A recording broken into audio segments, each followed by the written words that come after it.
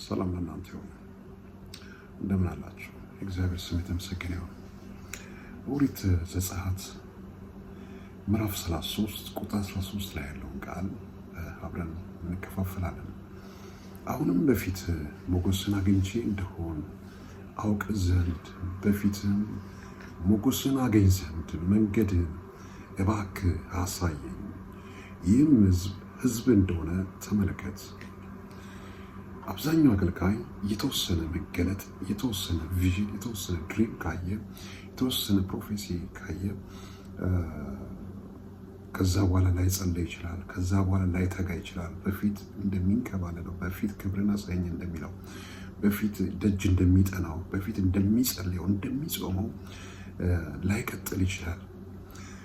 ግን ሙሴ በጣም የሚገርማችሁ ከሌላው በተለየ መልኩ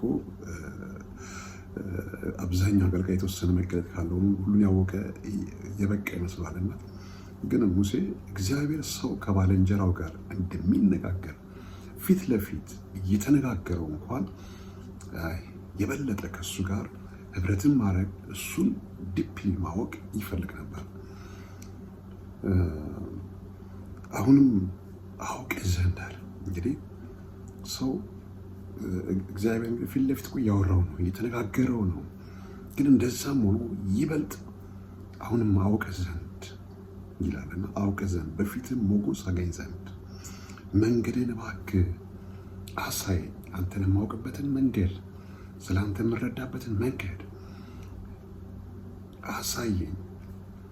እዚህ ጋር እንደምትመለከቱት ብዙ ትርጉሞች ሊኖሩት ይችላሉ። ለምሳሌ መንገድን አሳየኝ ሲል አንድ እግዚአብሔርን መገለጥ፣ እግዚአብሔርን ስለ ህልውናው ያለው መረዳት የሚገለጥበት መንገድ ማየት ፈልጎ ነው። በሌላ አቅጣጫ ደግሞ ስትመለከቱት ደግሞ ከፊት ከግብፅ ወደ ከነዓን ለሚሄደው ጉዞ ለዛ ለሚሄድበት መንገድ ምሪት ይፈልጋል፣ አቅጣጫ ይፈልጋል። እና ይህን ነገር እዚህ ጋር እንረዳለን። እና በጣም የሚገርማችሁ ብዙ ነገር ከእግዚአብሔር ጋር እያወራ ፊት ለፊት እየተነጋገረ ግን ምን ይላል? አውቅ ዘንድ በፊት ሞገስ አገኝ ዘንድ መንገድን እባክህ አሳየኝ እያለ በትህትና ወደፊቱ ይቀርባል። በሰውኛ የሚሄደው ምናልባት ገደል ሊከተኝ ይችላል። በስሜት ተነድቼ የሚሄደው፣ በድፍረት ተነድቼ የሚሄደው፣ አውቃለሁ ብዬ ጉዞ የሚጀምረው በራሴ የማደርገው ምናልባት እንቅፋት ሊኖረው ይችላል። ግን አንተ መንገድ ካሳየኝ፣ አንተ ካሳየኝ የበለጠ ነገር አለ፣ የተሻለ ነገር አለ፣ የሚበጅ ነገር አለ የሚል እሳቤ ያለበት ነው እና አንተ ከፊቴ ከወጣ ሁሉ ቀላል ይሆናል፣ ሁሉ ተራ ይሆናል የሚል አይነት እሳቤ ነው ያለውና በሰውኛ የሚሄደው መንገድ ገደል ሊከተኝ ይችላል፣ ቀይ ባህር ውስጥ ሊጥለኝ ይችላል። የአንተ ምሪት ግን ይበጅኛል፣ ያዋጣኛል የሚል አይነት ነው እና ይህ ህዝብ የሚከተለው ህዝብ የኔ አይደለም፣ የአንተ ህዝብ ነው። ይህ ደግሞ ሀደራውን ከባድ ያደርገዋል እና የአንተን ህዝብ ይዤ ለመሄድ ኃላፊነቱን ለመወጣት የአንተ የምትመራው መንገድ ያዋጣኛል፣ ይሻለኛል፣ ምራኝ እያለ ነው። በጣም ይገርማችሁ ከ500,000 በላይ ህዝብ ነው እየመራ የነበረው እና ያ አይደለም ያን ያለ ህዝብ ቤት ያላችሁን ልጆቻችሁን መምራት፣ ሰራተኛን መምራት ያ ራሱ ኃላፊነት ይከብዳል። አንድ ሱቅ፣ አነስተኛ ሱቅ እንኳን መምራት ይከብዳል። ይህን ሁሉ ህዝብ ለመምራት እጣት ሲወድቅበት፣ ኃላፊነት ላይ ሲወድቅበት ለሱ በሰውኛ ሲታሰብ ከባድ ነው እና ዘጸአት 33:14 ላይ ደግሞ ስትመለከቱት እግዚአብሔርም እኔ ከአንተ ጋር እሄዳለሁ አለ። እኔ ከአንተ ጋር እሄዳለሁ። እግዚአብሔር ከአንተ ጋር ሲሆን ማፈር ሳይሆን ማረፍ ነው የሚሆነው እና እግዚአብሔር ምናል እግዚአብሔር እኔ ከአንተ ጋር ሄዳለሁ አሳርፍም አለ። እኔ ከአንተ ጋር ሄዳለሁ ብቻም ሳይሆን ምን አደርጋለሁ? አሳርፍም አለ።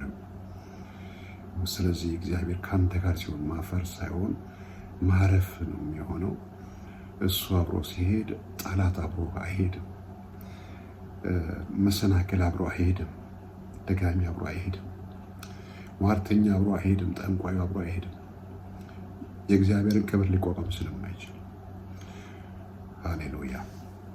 እና ዘጸአት 33:14 እሱም አንተ ከኛ ጋር ካልወጣ ሳለ ከዚህ አታውጣ። ሃሌሉያ። ሙሴ ነው የሚለው እንግዲህ አንተ ከኛ ጋር ካልወጣ ከዚህ አታወጣን። በምድርም ፊት ካለው ሕዝብ ሁሉ እኔና ሕዝብ የተለየን እንሆን ዘንድ ከኛ ጋር ካልወጣ እኔና ሕዝብ በአንተ ዘንድ ሞገስ ማግኘታችን በምን ይታወቃል አለው። አንተ ከኛ ጋር ካልወጣ ከነዓን ቢሆን ማርና ወተት የሚፈስበት ቢሆን ምቾት ያለበት ቢሆን አንተ ከኛ ጋር ከሌለ ምቾቱ ይቅርብን፣ ማሩ ወተቱ ይቅርብን።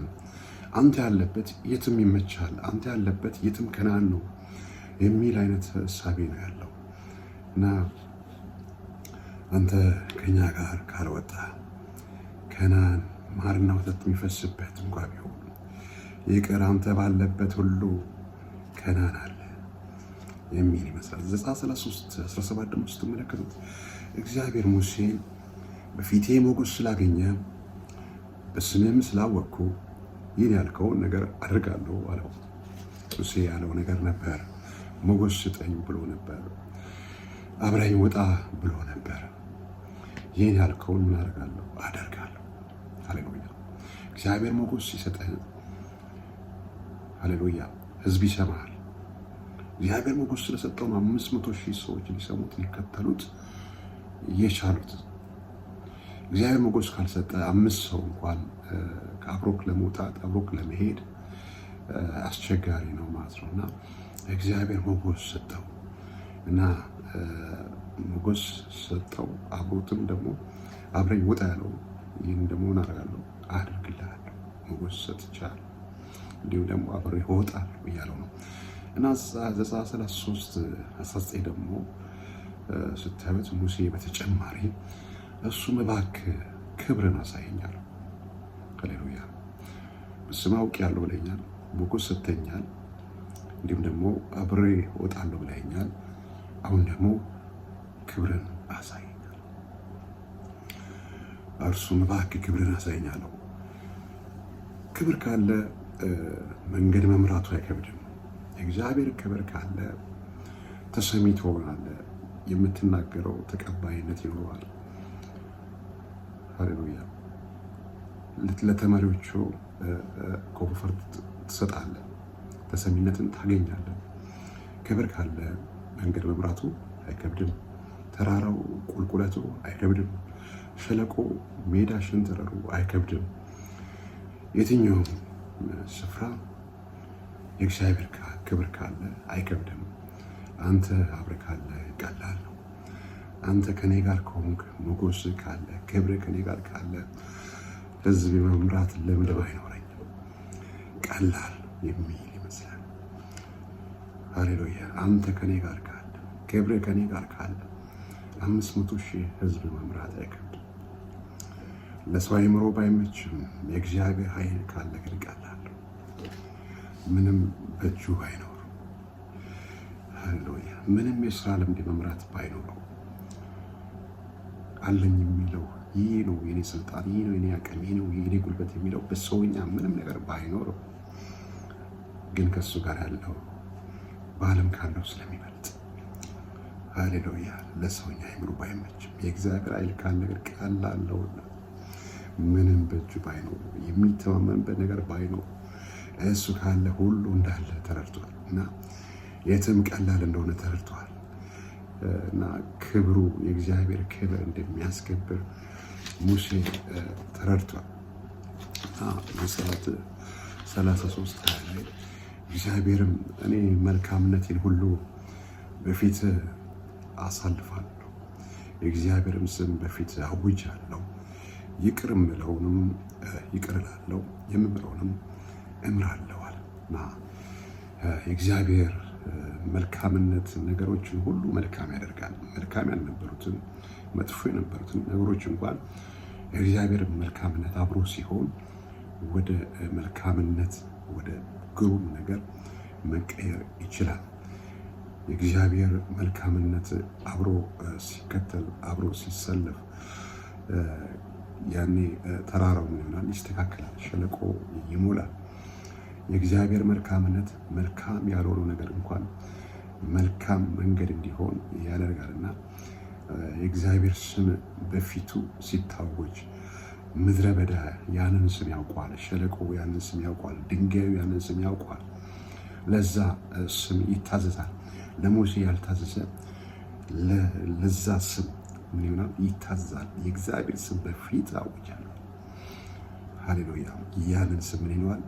ምድረ በዳ ያውቀዋል። አለቱ ያንን ስም ያውቀዋልና ውሃ ያፈልቃል። ሰማዩ ያንን ስም ያውቀዋልና መናን ያመጣል። ሃሌሉያ። ቀን በደመና ፀሐዩ እንዳይፈጃቸው በረድ እንዲልላቸው ፀሐዩ ለደመና ቦታ ይለቃል። ያን ስም ሲሰማ እኮ ነው ሌሊት እንኳን ቢሆን በእሳት አምድ ወይም ደግሞ ሌሊቱ በብርድ እንዳይጎዱ እሳት እንዲሞቃቸው የታወጀው ስም የአየር ንብረቱን ሁኔታ እንኳን ምን ያደርጋል? ያስተካክላል። እና በይቅርታው ብዛት መሄድ የሌለበት አሉታዊ መንገድ ላይ ያለ ሰው እንኳን ቢሆን በይቅርታው በምህረቱ ምን ይሆናል? መንገድ ተከፍቶለት አብሮ ይሄዳል እና እግዚአብሔር ቸርነቱ ምህረቱ አብሯቸው እንደሆነ አብሯቸው እንደሚከተል የሚያሳይ ሀሳብ ነው። ስለዚህ ትልቅ ጸሎት ነው በእውነት የእግዚአብሔር ሰው ሙሴ የጸለየው ሞገስ ስጠኝ አለ፣ አብረኸኝ ውጣ አለ እና ክብርን አሳየኝ አለ እና እግዚአብሔር ሞገስ ሲሰጣችሁ ሌላ ሰው የተዘጉ በሮች ለእናንተ ይከፈታል።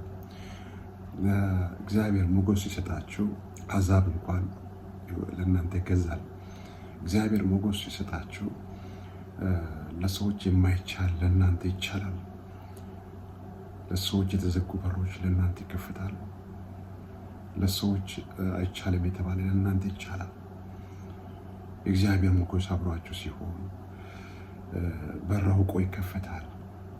ውጣ ውረድ የሌለበት መልካም በሮች ይከፈታል። ከእናንተ የተነሳ አይደለም። ከእናንተ የተነሳማ ቢሆን ረዥም ጊዜያትን ይፈጃሉ፣ ዙሪያ ጥምጥም ይሆናል። ግን እግዚአብሔር ከእናንተ ጋር ሲሆን ነገሮች ይቀላሉ። ሃሌሉያ። በእውነት የእግዚአብሔር ሰው ሙሴ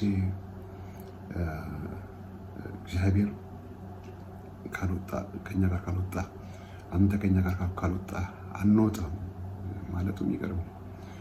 ምናልባት 40 ዓመት የፈጀባቸው መንገድ ከዛ በላይ ሊፈጅባቸው ይችላል።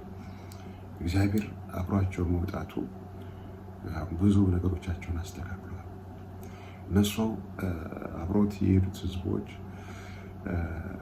ቆም ብለው ቢያስተውሉ ኖሮ የእግዚአብሔርን አብሮነት ቢያስተውሉ ኖሮ ምን ያህል እንደተጠነቀቀላቸው ቢያስተውሉ ኖሮ ቀን በደመና ሌት በእሳት አምድ እየመራ ከሰማይ መናን እየመገበ ከዓለት ላይ ምንጭን እያፈለቀ አብሮነቱን እያስረዳ ከፊት ቀይ ባህር ሊበላቸው የነበረው ሊውጣቸው የነበረው ያንን እንኳን ደልዳላ ሜዳ አድርጎ ያሻገረውን እግዚአብሔር ጠላቶቻቸውን ያሰመጠውን እግዚአብሔር በሄዱበት ቦታ ሁሉ ሞገስ የሆናቸውን እግዚአብሔር ሙሴ የጸለየው ጸሎት እግዚአብሔር ሰምቶት ልክ እንደጸለየውም በሄደበት ቦታ ሁሉ ሞገስ ሰጥቶት አብሮቱ መውጣቱን እጁን አሳይቶት ይህ ሁሉ እንግዲህ የሆነው እግዚአብሔርን እንዲረዱ እንዲያምኑ ነው። ግን አንዳንዴ ሰው አስቸጋሪ ነው።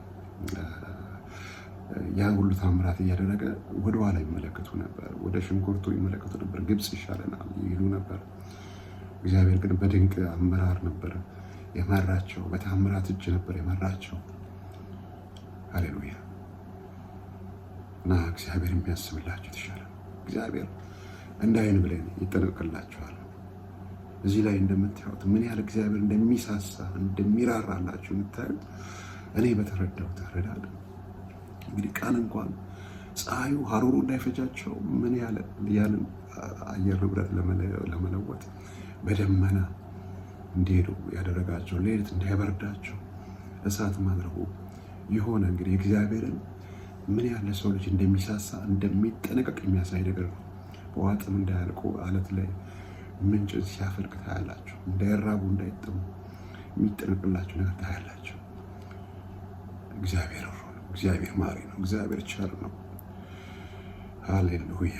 ስለዚህ ትልቅ ጸሎት ነው ሲጸለየው። እናንተም የምትሰሩት ስራ፣ በምትማሩት ትምህርት ቢሆን፣ በትዳራችሁ ቢሆን፣ በማህበራዊ ህይወታችሁ ቢሆን፣ በጀመራችሁት ስራ ቢሆን፣ ገና በወጠናችሁት ነገር ሁሉ ላይ ቢሆን አንተ ካልወጣ አልወጣም በሉት። አንተ ሞገሱ ነኝ በሉት። አንተ ክብርን አሳይ በሉት።